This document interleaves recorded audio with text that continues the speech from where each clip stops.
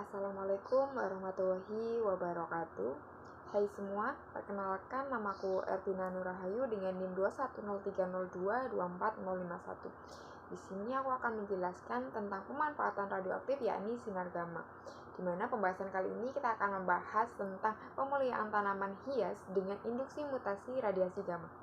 Jadi, apa sih yang dimaksud dengan induksi mutasi itu? Jadi, induksi mutasi sinar gamma merupakan salah satu aplikasi praktis dari sifat radioaktivitas, di mana energi radiasi yang dihasilkan oleh isotop radioaktif seperti kobalt-60 atau cesium-137 dimanfaatkan untuk memicu perubahan genetik pada tanaman. Sinar gamma mampu menembus jaringan sel tanaman dan mengubah struktur DNA melalui proses ionisasi yang dapat menghasilkan mutasi. Mutasi sendiri merupakan proses terbentuknya varian baru melalui perubahan alel dan susunan gen yang disebabkan oleh rekombinasi alel pada kromosom homolog. Mutasi ini diharapkan menciptakan variasi genetik baru yang tidak dapat dicapai melalui pemuliaan secara konvensional, seperti perubahan warna bunga, bentuk daun, atau daya tahan terhadap lingkungan ekstrim. Dalam proses pemuliaan berbasis mutasi, tahap seleksi menjadi sangat penting untuk mendapatkan karakteristik yang diinginkan sebab mutasi yang terjadi menyebabkan perubahan alel pada gen. Bagaimana sih tahapan dalam melakukan induksi mutasi ini?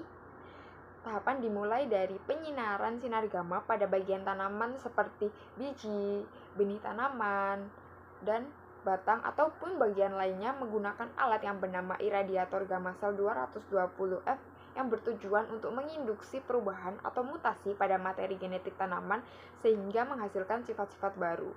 Selanjutnya, bagian tanaman yang telah disinari kemudian ditanam untuk mengetahui hasil dari induksi mutasi yang telah dilakukan.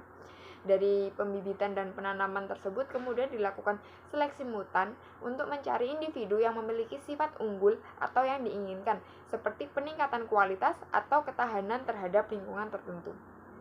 Selanjutnya, galur mutan harapan di mana tanaman mutan yang berhasil diseleksi kemudian diuji lebih lanjut untuk memastikan kestabilan sifat-sifat yang diinginkan galur mutan ini. Galur mutan itu menjadi kandidat untuk dikembangkan lebih lanjut.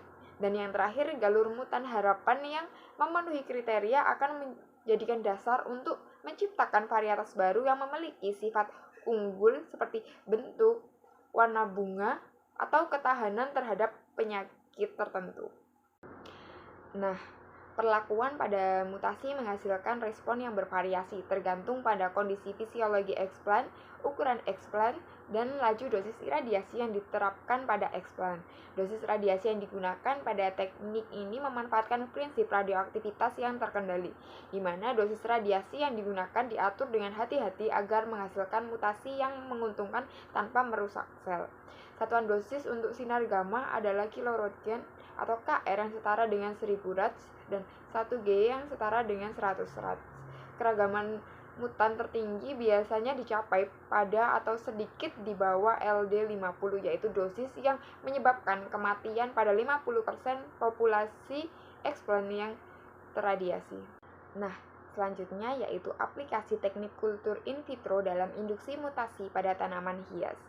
Aplikasi teknik kultur in vitro dalam pemulihan tanaman hias melalui induksi mutasi ini memiliki peran penting, terutama dalam tahap seleksi dan pengadaan tanaman hasil mutasi. Dalam perkembangannya, kultur in vitro dimanfaatkan untuk memperbanyak mutan yang dihasilkan secara seragam dalam jumlah besar atau untuk meningkatkan peluang mutasi dengan menggunakan jaringan yang belum terdiferensiasi seperti kalus. Dari aplikasi in vitro ini ada beberapa manfaat yang diperoleh seperti peningkatan varietas genetik. Teknik in vitro meningkatkan seleksi mutan genetik secara terkontrol dan efisien. Selanjutnya yaitu perbanyakan tanaman unggul. Ketiga, pemanfaatan tanaman langka. Karena teknik in vitro membantu mengembangkan dan melestarikan tanaman langka yang sulit diperbanyak secara alami. Lalu yang keempat yaitu pengendalian lingkungan yang optimal. Yang kelima, produksi tanaman bebas virus atau penyakit.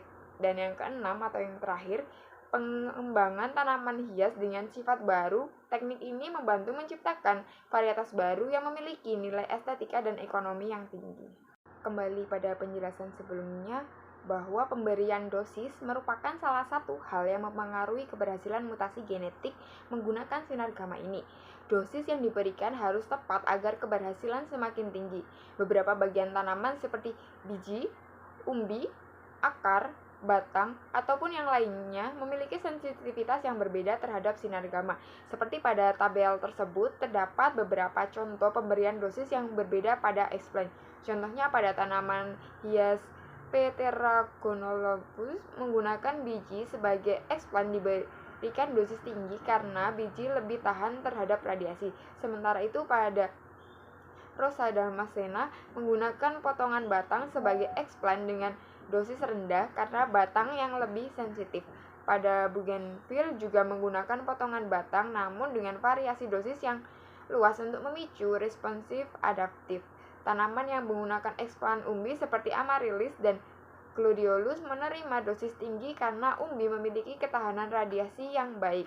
Penggunaan explant rhizome pada tanah dengan dosis 2-4 grad sudah cukup untuk terjadi mutasi tanpa merusak jaringan. Jadi, tabel tersebut merupakan contoh beberapa bagian explant dengan dosis yang berbeda ketika disinari oleh sinar gamma. Berdasarkan penjelasan tentang induksi mutasi genetik dengan memanfaatkan sinar gamma, maka dapat ditarik kesimpulan bahwa pemulihan tanaman hias melalui induksi mutasi radiasi gamma telah terbukti efektif meningkatkan keragaman genetik, khususnya pada tanaman vegetatif.